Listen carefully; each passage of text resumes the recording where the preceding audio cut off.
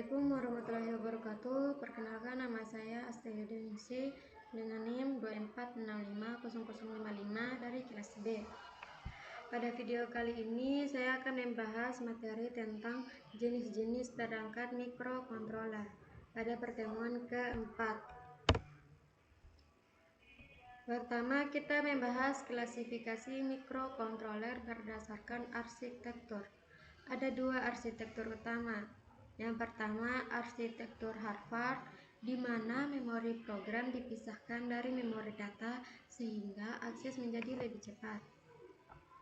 Yang kedua, ada arsitektur von Neumann, memiliki satu jalur untuk program dan data dengan arsitektur yang lebih sederhana.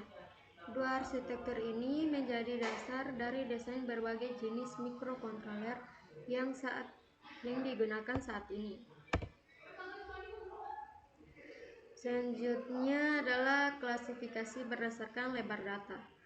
Terdapat tiga kategori utama. Yang pertama itu ada 8 bit, contohnya ATmega 328, ATtiny 85, dan PIC 16V. Yang kedua ada mikrokontroler 16 bit, contohnya ada MSP 430 dan PIC 24. Yang ketiga ada mikrokontroler 32 bit, contohnya ARM Cortex M dan ESP32. Perbedaan lebar data menentukan kemampuan pemrosesan dan kompleksitas aplikasi yang dapat dijalankan. Selanjutnya di sini ada mikrokontroler AFR. Contoh serinya antara lain ada ATmega 328P, ATmega 2560 dan ATtiny 85. Kelebihan AVR adalah arsitekturnya yang lebih cepat dan mudah diprogram, terutama menggunakan platform Arduino. Dokumentasinya juga sangat lengkap. Namun kekurangannya adalah tidak cocok digunakan untuk aplikasi berat. Selanjutnya ada ATmega 328P. ATmega 328P adalah mikrokontroler AFR 8 bit yang sangat populer, terutama karena digunakan pada Arduino Uno. Mikrokontroler ini memakai arsitektur Harvard dengan teknologi RISC sehingga efisiensi instruksinya tinggi. Spesifikasinya antara lain: yang pertama ada arsitektur AFR 8 bit, clock 16 MHz, flash 32 KB, ada SRAM 2 KB, EEPROM 1 KB, 23 pin I atau O, dan memiliki berbagai peripheral seperti ADC 8 bit, PWM, UART, SPI, dan 12C. Terakhir ada timer. Selanjutnya di sini ada ATmega 2560. ATmega 2560 merupakan versi lebih besar dari ATmega 328P dan digunakan pada Arduino Mega. Ia cocok untuk proyek kompleks yang membutuhkan lebih banyak pin maupun memori. Spesifikasinya meliputi flash 256 KB, SRAM 8, EEPROM 4, total 86 pin, ditambah 4 UART, 16 channel, AEDC 10 bit, 15 PWM, SPI, dan 12C, serta 6 timer. Spesifikasi ini jauh lebih lengkap dibanding ATmega 328P. Di sini ada AT-Tiny 85. AT-Tiny 85 adalah mikrokontroler AFR berukuran sangat kecil dengan jumlah pin. Walaupun kecil, AT-Tiny 85 tetap cukup kuat untuk aplikasi seperti sensor, wearable device, serta proyek IoT sederhana.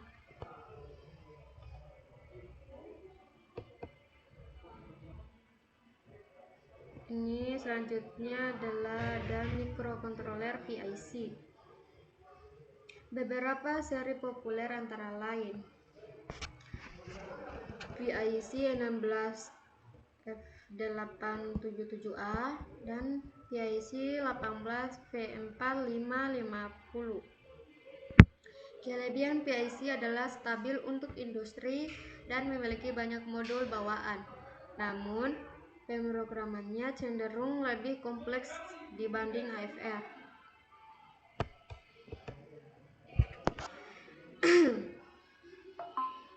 PIC 16F877A.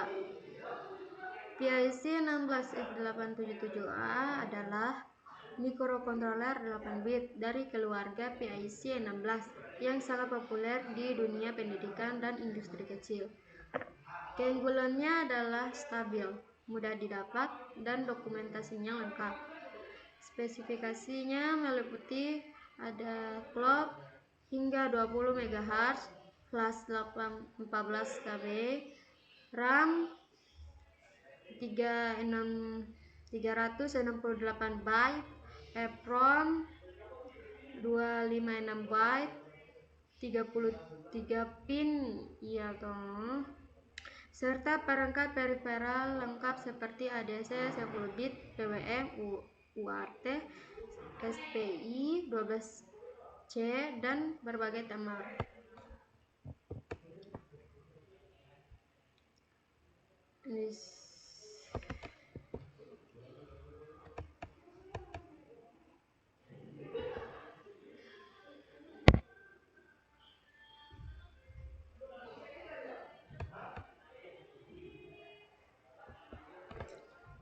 Selanjutnya di sini ada PIC 16V877A. Ini salah judulnya. PIC 18V44550 merupakan mikrokontroler 8 bit dari keluarga PIC 18 dengan fitur lebih canggih dibandingkan PIC 16F877A. Mikrokontroler ini populer karena mendukung USB 2.0 sehingga banyak digunakan untuk perangkat yang terhubung ke komputer. Spesifikasinya antara lain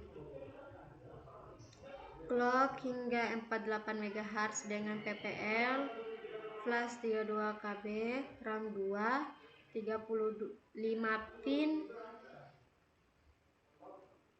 ADC 10 bit, 13 channel, PWM, UART, SPI 12C, dan timer 0,3 sampai 3, serta memiliki extended instruction set yang lebih lengkap. Selanjutnya ada mikrokontroler ARM Cortex-M. Berikutnya adalah mikrokontroler ARM Cortex-M dengan contoh STM32F103 dan STM32F407. Kelebihannya adalah performa tinggi dan fitur lengkap seperti DMA dan ADC tingkat tinggi. Kekurangannya adalah kurva pembelajarannya lebih sulit dibandingkan AFR atau PIC. STM32V103 atau Cortex-M3. Bagian ini mikrokontroler berbasis ARM Cortex-M3 yang populer di board Blue Pill. Mikrokontroler ini dirancang untuk aplikasi performa tinggi namun tetap hemat daya. Fitur utamanya meliputi core Cortex M3 32 bit, clock hingga 72 MHz, flash 16 sampai 128 KB, SRAM 6 sampai 20 KB, 37 sampai 51 pin IO, ADC 12 bit, DAC UART, SPI 12C, USB, CAN, timer, dan DMA.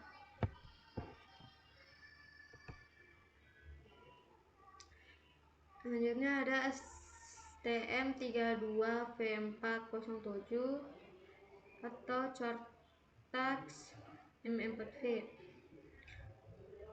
STM32V407 merupakan mikrokontroler ARM Cortex M4 dengan FPU dan kecepatan sangat tinggi. Mikrokontroler ini banyak digunakan untuk aplikasi audio processing, robotika, sistem industri, dan sistem real-time. Fitur utamanya mencakup clock hingga 168 MHz, flash 512 KB hingga 1 MB, SRAM 128 KB, ADC 12 bit, 24 channel, DAC Ethernet, USB OTG, CAN, 12S, SDIO, DCMI, kamera, firmware advanced, dan DMA tingkat lanjut. Mikrokontroler 8051. Kelebihannya adalah sederhana untuk pembelajaran, namun kekurangannya adalah teknologi yang sudah lama. Selanjutnya ada AT89S51. AT89S51 adalah mikrokontroler 8 bit yang kompatibel penuh dengan arsitektur Intel 8051. Banyak digunakan untuk pembelajaran, kontrol sederhana, dan otomasi kecil. Fitur utamanya antara lain flash 4 KB, RAM 128 byte, 32 pin IO0, 2 timer, USART, 6 sumber interupsi. Selanjutnya ada AT89C52. AT89C52 adalah pengembangan dari AT89S51 dengan memori dan fitur lebih besar. Fitur utamanya pertama ada flash 8 KB, RAM 256 byte, 32 pin IO0, 3 timer, USART, 8 sumber interupsi, clock hingga 24 MHz. Mikrokontroler IoT atau ESP8266 dan ESP32. ESP8266 memiliki Wi-Fi terintegrasi dengan harga murah, sedangkan ESP32 memiliki Wi-Fi Bluetooth performa lebih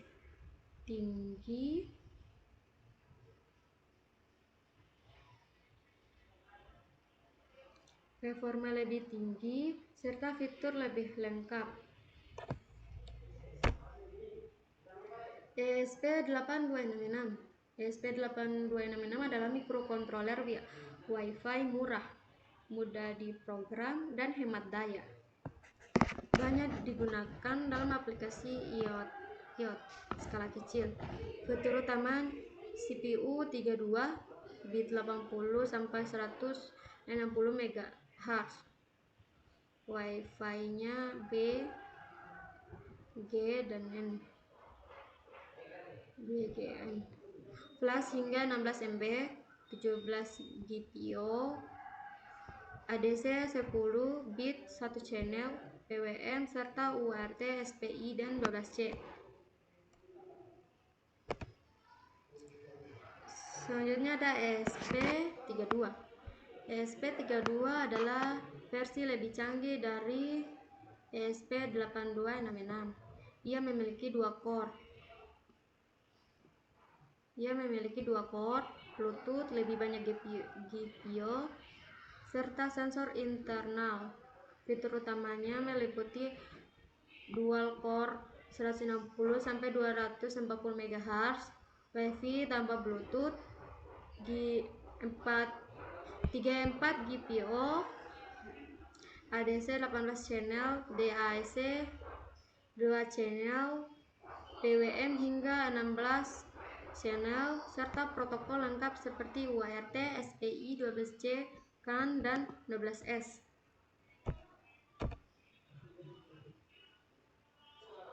Selanjutnya ada microcontroller MSP430.